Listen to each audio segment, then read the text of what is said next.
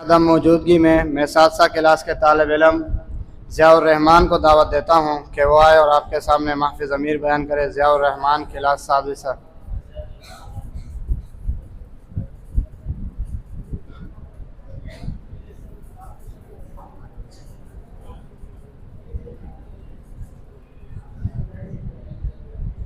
الحمد للہ رب العالمین حمد الشاکرین والصلاة والسلام علی سید الانبیاء وعلی آلہ واصحابہ اجمعین۔ اما بعد، قال اللہ تعالی ان اتبع الا ما یوحى الی، وقال فی مقام آخر ان هو الا وحی یوحى، وقال النبی صلی اللہ علیہ وسلم من عمل عملا لیس علیہ امرنا فہو رد۔ ہر قسم کی حمد و ثنا اس اللہ وحدہ لا شریک کے لیے جو مالک العلام ذوالجلال والاکرام ہے۔ لاکھوں کروڑوں درود و سلام ہو امام الانبیاء خاتم الانبیاء جناب محمد الرسول اللہ صلی اللہ علیہ وسلم کی ذات اقدس و مطہر پر۔ سامعین محترم، جب نبی علیہ السلام نے نبوت کا دعویٰ کیا تو کچھ مشرکین آپ علیہ السلام کے پاس آئے، آ کر کے کہنے لگے اے اللہ کے رسول، جو آپ قرآن لے کر کے آئے ہیں وہ ہمیں سمجھ میں نہیں آتا، اس کے احکام و قوانین ہمیں سمجھ میں نہیں آتا۔ ائت بقرآن غیر ھذا او بدل، یا تو کوئی دوسرا قرآن لیا یا اس کو تبدیل کر دے۔ تو اللہ رب العالمین نے فرمایا اے پیغمبر آپ کہہ دیجئے قل ما یکون لی ان ابدلہ من تلقاء نفسی، میرے لیے یہ تو جائز ہی نہیں ہے، میرے تو یہ اختیار میں نہیں کہ میں اس کو تبدیل کر دوں، بلکہ ان اتبع الا ما یوحى الی، میں تو وحی کی پیروی کرتا ہوں جو میری طرف وحی کی جاتی ہے۔ اللہ رب العالمین نے بھی نبی علیہ السلام کو یہی فرمایا کہ آپ وحی کی پیروی کریں۔ جب لوگوں کی اس پر چلنے کی باری آئے گی، اس پر عمل کرنے کی باری آئے گی، تو میں اللہ رب العالمین قرآن مجید میں ارشاد فرما دوں گا قل ان کنتم تحبون اللہ فاتبعونی یحببکم اللہ ویغفر لکم ذنوبکم۔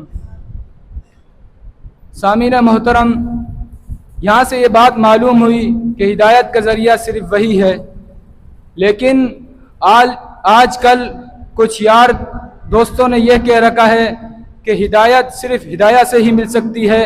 انہوں نے یہ جملہ مشہور کر رکھا ہے الہدایت کالقرآن، ہدایہ قرآن کی طرح ہے۔ آئیے ذرا ہدایہ کا مختصر سا جائزہ تو لے لیتے ہیں کہ اس ہدایہ میں چھپا ہوا کیا ہے، آخر اس میں ہے کیا۔ صحیح البخاری کی روایت ہے، سیدنا عبداللہ بن عباس رضی اللہ تعالیٰ عنہ بیان کرتے ہیں کہ نبی علیہ السلام نے فرمایا سفر کے اندر بندہ فرض نماز کو جمع کر سکتا ہے، ظہر اور عصر کو جمع کر سکتا ہے، مغرب اور عشاء کو جمع کر سکتا ہے، لیکن اس کے مقابلے میں ہدایہ والوں نے کہا ولا یجمع بین فرضین، دو فرض کو جمع نہیں کر سکتا۔ یہ ہے ہدایہ کی حقیقت۔ اسی طرح ایک اور مسئلہ آپ علیہ السلام نے فرمایا جب بندہ اپنے بھائی کو تحفہ دے کر واپسی لیتا ہے تو اس شخص کی مثال اس کتے کی طرح ہے، کل کلب یقیء ثم یعود فی قیہ، وہ کتا جو کے کرتا ہے، کے کرنے کے بعد اس کو چاٹ لیتا ہے، اس شخص کی مثال اسی طرح ہے۔ لیکن اس کے مقابلے میں ہدایہ والوں نے کہا نہیں کوئی مسئلہ نہیں ہے، جو شخص اپنے بھائی کو تحفہ دے کر واپسی لے سکتا ہے، اس میں کوئی حرج نہیں ہے۔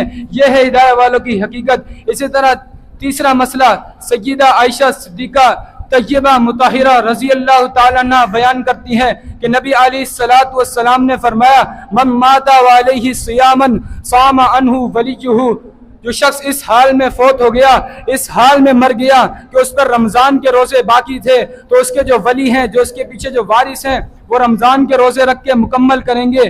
اس کے مقابلے میں اس کی مخالفت کرتے ہوئے ہدایہ والوں نے کہا لا صام عنہ ولیہ، کوئی ضرورت نہیں حدیث پہ عمل کرنے کی، کوئی ضرورت نہیں شریعت کو ماننے کی۔ لا صام عنہ ولیہ، روزے نہیں رکھ سکتا اس کا ولی، روزے نہیں رکھ سکتا۔ اسی طرح مغیرہ بن شعبہ رضی اللہ تعالیٰ عنہ بیان کرتے ہیں کہ میں نبی علیہ الصلوۃ والسلام کے ساتھ سفر میں تھا، آپ علیہ الصلوۃ والسلام نے سفر کے اندر خفین پر مسح فرمایا۔